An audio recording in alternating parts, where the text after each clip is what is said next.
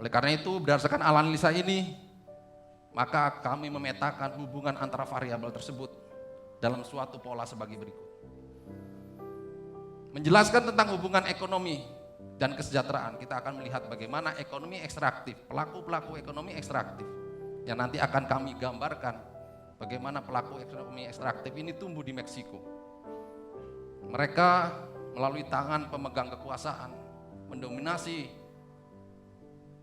ladang-ladang ekonomi sehingga terjadi kesenjangan sosial, kesejahteraan menjadi mundur. Tentunya akan mempengaruhi potensi konflik sebagaimana yang telah dijelaskan. Sekat antara si kaya dan si miskin semakin tinggi, kecemburuan sosial semakin lebar. Dan ini tentu akan menciptakan atau mendegradasi tingkat keamanan. Ketika hal tersebut terjadi, maka investasi akan semakin sulit karena tingkat keamanan sudah tidak lagi kondusif untuk investasi.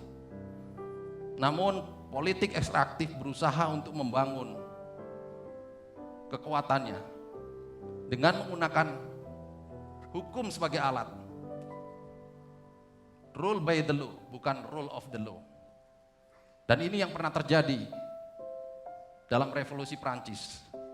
Di Prancis pada tahun 1787, revolusi terjadi karena dipicu ketidakadilan antara kelas yang dilakukan oleh negara.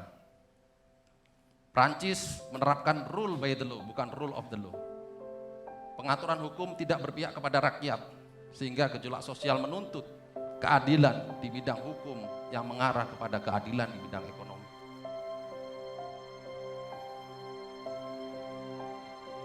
Ketika kesejahteraan sosial semakin rendah, profil demografi orang-orang yang tidak mampu semakin besar dalam tataran kehidupan demokrasi kita. Inilah yang terjadi. Bagaimana manipulasi demokrasi dilakukan dengan berbagai cara, dengan money politik, dengan black campaign, mengelola mereka-mereka yang tidak mampu untuk menghasilkan politik-politik yang ekstraktif. Kondisinya berdampak kepada pecahnya disintegrasi bangsa, bahkan ada yang melakukan korupsi dan tidak berorientasi kepada kepentingan rakyat. Ini tentu harus dicegah dengan suatu sistem yang balancing, menghasilkan orang-orang agent of change, like-minded people, orang-orang yang mempunyai visi yang sama untuk menata masa depan. Dan saya yakin orang-orang tersebut hadir pada saat ini di Sespimti maupun di Sespimed.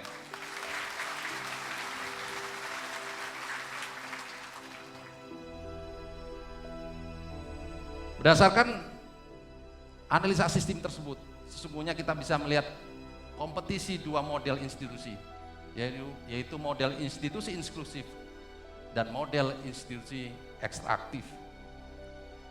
Di mana model institusi inklusif yaitu suatu pranata dan lembaga yang menjalankan kekuasaannya dengan membagi dan memberikan kesempatan kepada rakyatnya untuk berpartisipasi dan mengontrol pelaksanaan kekuasaan tersebut.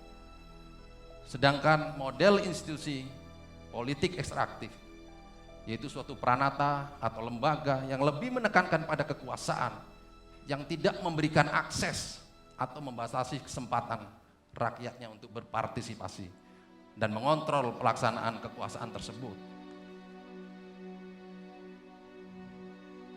Darren dan James mempunyai tesis.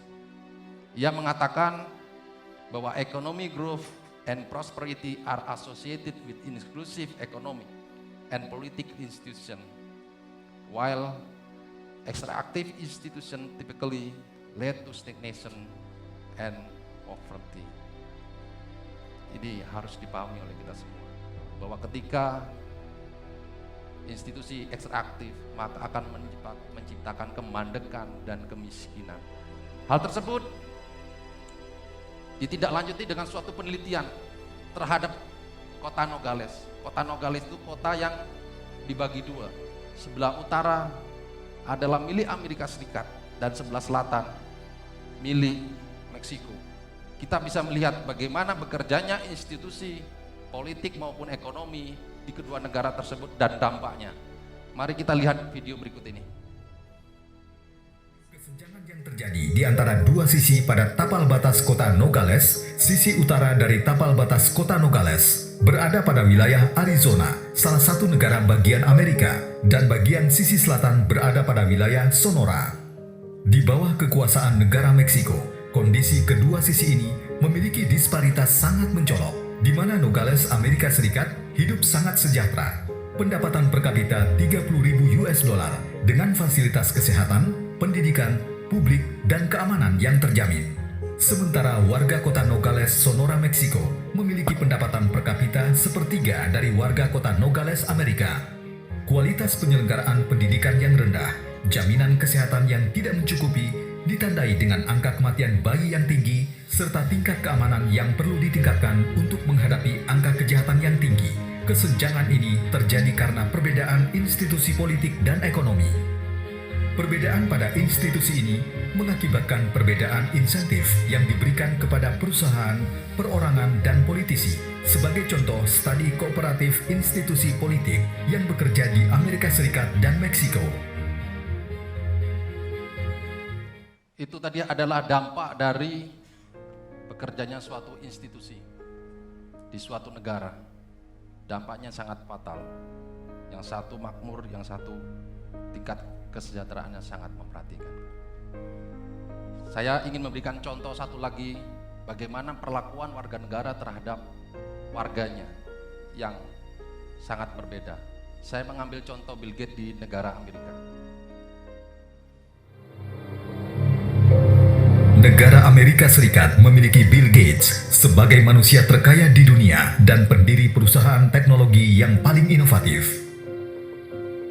Namun ketika Bill Gates menghadapi permasalahan hukum terkait tuduhan monopoli, ia tidak dapat mengatasi Departemen Kehakiman Amerika Serikat membawanya ke sidang class action. Menuntut Microsoft tahun 1998, hakim memutuskan Microsoft melanggar hukum persaingan usaha Amerika Serikat. Bill Gates yang mempunyai kekayaan, mempunyai kekuatan, tidak mampu mengatasi hukum yang ada di Amerika. Di Amerika, semua orang sama, equality before the law. Namun bagaimana kita lihat di Meksiko, pelaku ekonomi ekstraktif sebagai pernah yang saya sampaikan. Carlos Slim. Meksiko melalui lelang menjual perusahaan telekomunikasi Telmex. Grup Corso yang dipimpin Carlos Slim memenangkan lelang meskipun bukan penawar tertinggi. Saham yang dibelinya tidak dibayar langsung secara lunas, namun dibayar hasil dividen dari Telmex.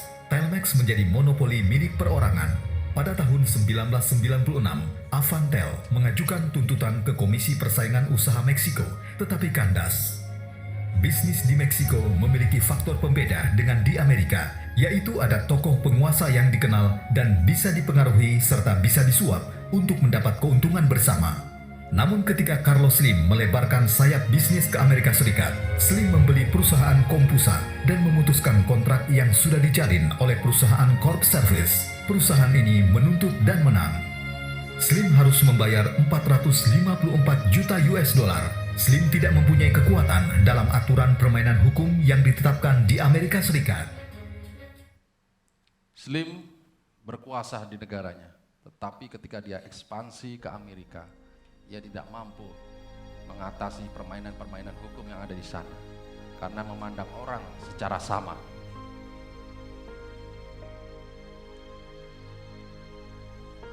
Dan kita kembali lagi kepada tesis Darren.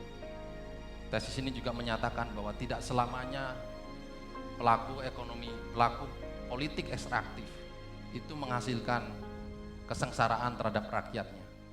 Ada kasus-kasus khusus yang dimana pelaku politik ekstraktif ini memberikan dampak kesejahteraan pada rakyatnya. Saya memberi contoh Korea Selatan dan Tiongkok.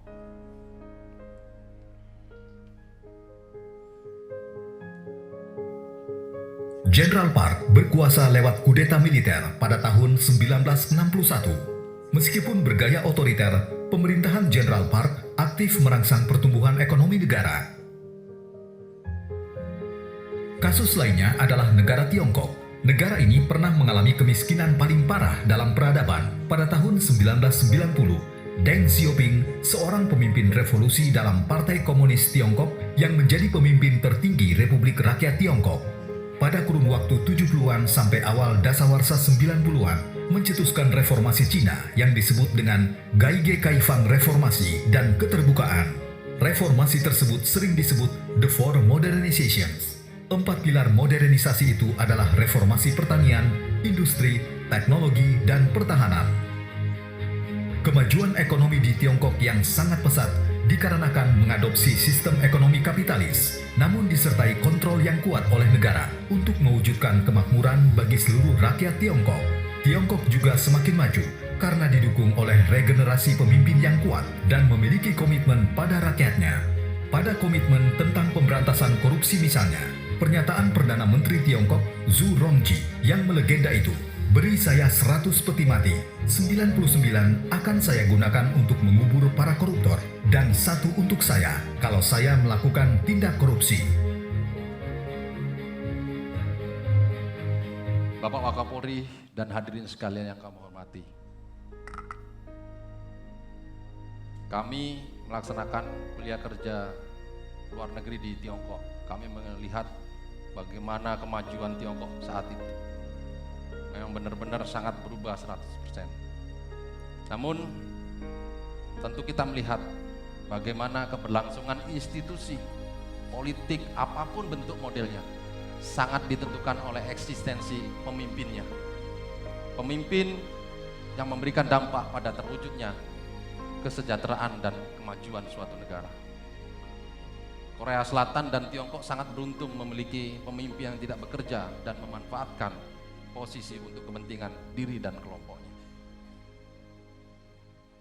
Dan bagaimana dengan konteks di Indonesia?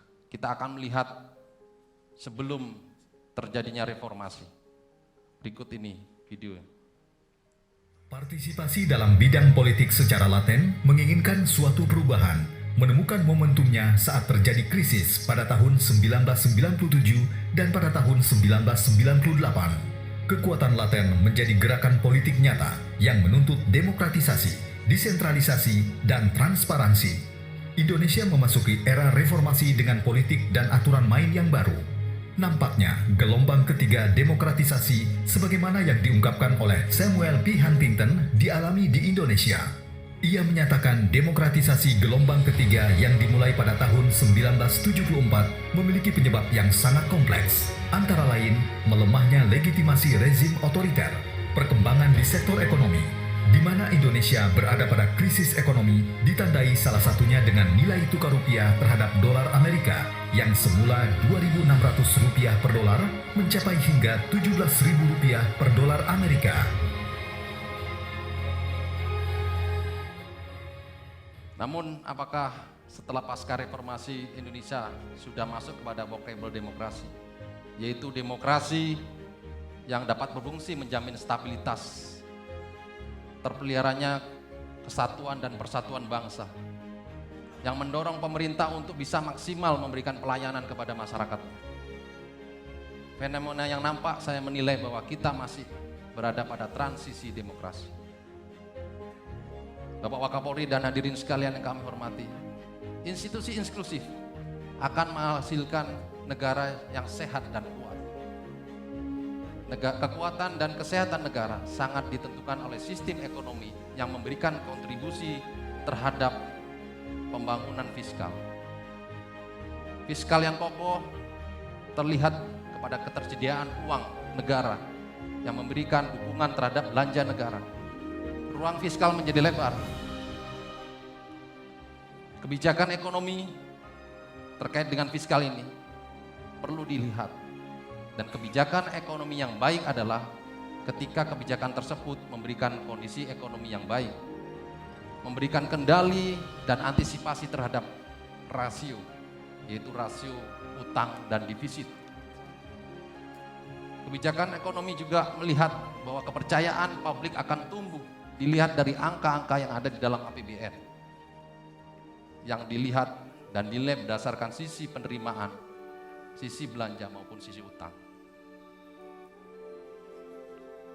Pembangunan fiskal merupakan suatu keniscayaan dan itu perlu dilakukan dengan meningkatkan penerimaan negara melalui sektor pajak. Pada sektor pajak, sektor ini memberikan kontribusi terbesar, rata-rata 77,6%, dan hampir pada tahun ini 85,6%.